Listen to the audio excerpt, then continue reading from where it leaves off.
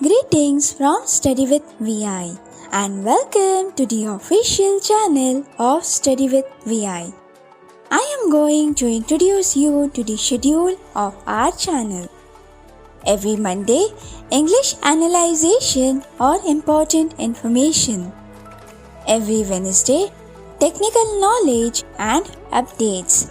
Every Saturday, Top 15 General Knowledge Question Answer Series or Topic Explanation. Thank you to all our audiences for your love and support. Happy watching! Hello everyone, आप सबका स्वागत है आपके अपनी YouTube channel study with VI पे। आज के GK question की सीरीज़ अर्थशास्त्र पे होने वाले हैं, मतलब इकोनॉमिक्स पे। तो पूरी वीडियो को बहुत ध्यान से सुनिएगा और जो भी क्वेश्चन आंसर्स हैं उनको समझने की कोशिश करिएगा। चलिए बिना किसी देरी के शुरू करते हैं। क्वेश्चन 1, अर्थशास्त्र से आप क्या समझते हैं? अर्थशास्त्र इस बात का अध्ययन है कि लोग व्यक्तिगत और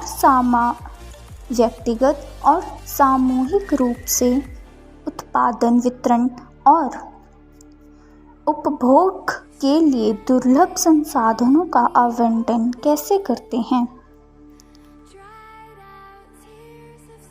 क्वेश्चन 2, G3 अर्थव्यवस्था किन्हें कहा जाता है? G3 यानी ग्रेड 3, सबसे बड़ी जो 3 अर्थव्यवस्थाएं हैं, किन देशों को कहा जाता है? तो इसका उत्तर है अमेरिका, यूरोपियन यूनियन और जापान। इन 3 देशों की अर्थव्यवस्था को सबसे बड़ी अर्थव्यवस्था माना जाता है। क्वेश्चन 3, कोर मुद्रास्फीति सामान्य मुद्रास्फीति से क्यों अलग है? मतलब इस क्वेश्चन में हमसे कोर मुद्रास्फीति क्या होती है, वो किस पे लगती है, वो बताया गया है। मुद्रास्फीति का अर्थ है इन्फ्लेशन। आपने सुना होगा इकोनॉमिक्स, जिन्होंने इकोनॉमिक्स कभी पढ़ी हो, इन्फ्लेशन क्या होता है। तो उत्तर है कोर मुद्रास्फीति वस्तुओं के विशेष हिस्से की मुद्रास्फीति दर है। ठीक है। क्वेश्चन 4,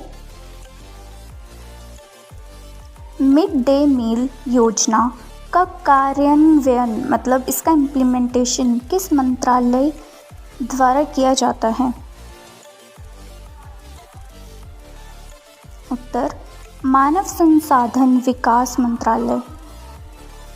मानव संसाधन विकास मंत्रालय द्वारा मिड डे मील योजना का इम्प्लीमेंटेशन किया जाता है।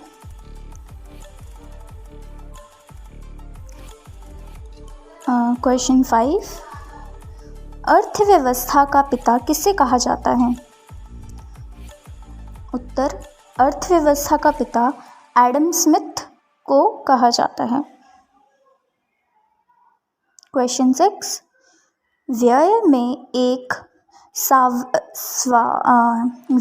एक स्वायत्त वृद्धि से देश के वास्तविक जीएनपी में वृद्धि कब होनी चाहिए?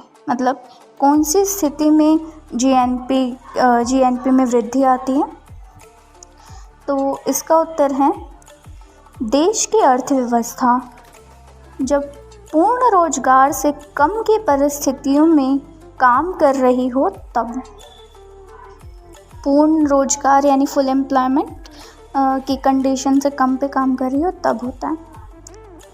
निम्नलिखित में से क्वेश्चन 7 है, निम्नलिखित में से कौन सा आयोग विभिन्न वस्तुओं के लिए सरकार को न्यूनतम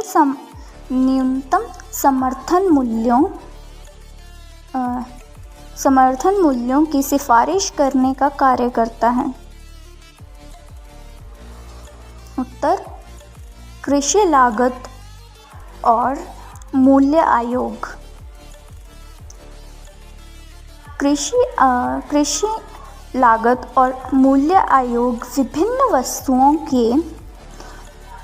विभिन्न वस्तुओं के लिए सरकार को न्यूनतम समर्थन मूल्यों की सिफारिश करने का कार्य करता है। इसकी स्थापना 1 जनवरी 1965 को हुई। क्वेश्चन 8, किस अवस्था में राज्य की आर्थिक जो गतिविधि है धीमी होती है लेकिन मजदूरी और कीमतें लगातार बढ़ती रहती हैं? इनका मतलब है कि अगर जो कोई राज्य है उसकी आर्थिक स्थिति जो है वो धीमी हो गई है परंतु उसकी मजदूरी दर और उसके जो कीमतें हैं वो बढ़ती रहती हैं। मजदूरी in the sense wages English में कहते हैं। तो ये कब होता है?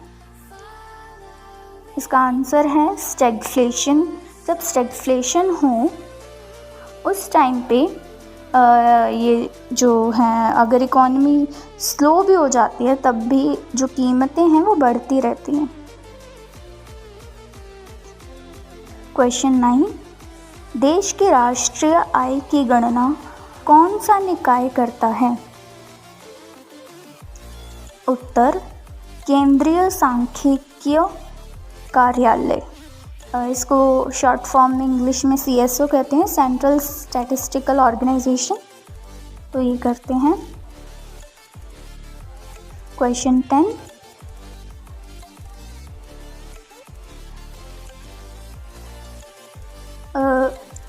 इसमें क्वेश्चन 10 में पूछा गया है कि जो अनुसूचित वाणिज्यिक बैंक हैं उनका लक्षण क्या है? तो आंसर है इनका निजी भुगतान। जो हमारे अनुसूचित बैंक हैं जिन्हें RBI एक्ट 1934 की दूसरी अनुसूची में शामिल किया गया है, ठीक है। अनुसूचित बैंक का कम से कम भुगतान 5 लाख होना चाहिए।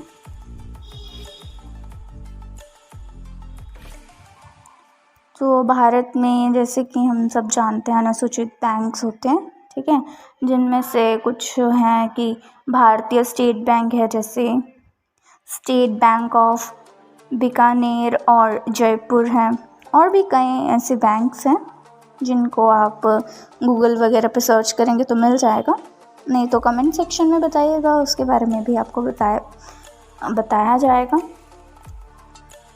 क्वेश्चन 11 है, भारत में फैक्टरीज ऑफ क्रेडिट किसे कहा जाता है? आंसर, वाणिज्यिक बैंक, इनको फैक्टरीज ऑफ क्रेडिट कहा जाता है। क्वेश्चन 12, HDFC बैंक की स्थापना कब हुई? तो उत्तर है HDFC बैंक की स्थापना 1994 में हुई। क्वेश्चन 13, भारत का सबसे बड़ा व्यापारिक साझेदार कौन से देश को माना जाता?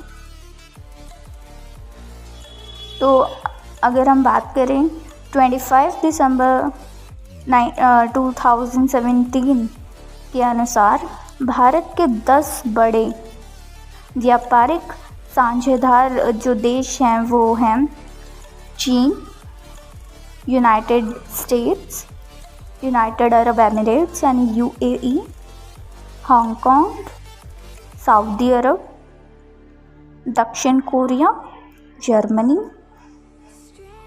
स्विट्ज़रलैंड, इंडोनेशिया, सिंगापुर, ये सब हैं। और ये 25 दिसंबर 2017 के अकॉर्डिंग है, तो ये ध्यान दीजिएगा। क्वेश्चन 14, किस शहर को तमिलनाडु का चावल का कटोरा कहा जाता है? तो ऐसा कौन सा शहर है जिसको चावल का कटोरा कहा जाता है, वो भी तमिलनाडु के अंदर? तो तंजावुर, ये एक शहर है जिसको तमिलनाडु के चावल के कटोरे के रूप में संबोधित किया जाता है। क्वेश्चन 15, नई टेलीकॉम पॉलिसी को घोषणा कब हुई? जो नई टेलीकॉम पॉलिसी है उसकी घोषणा कब हुई थी? तो नई टेलीकॉम पॉलिसी की घोषणा 1999 को हुई थी। 1999 को उसकी घोषणा हुई थी। तो उम्मीद करती हूँ आपको अर्थव्यवस्था से संबंधित कुछ अनोखी, कुछ नई जानकारी आपको मिली होगी। तो फिर मिलेंगे, तब तक आप अपने ही चैनल को सब्सक्राइब करना, शेयर करना और लाइक करना ना भूलें।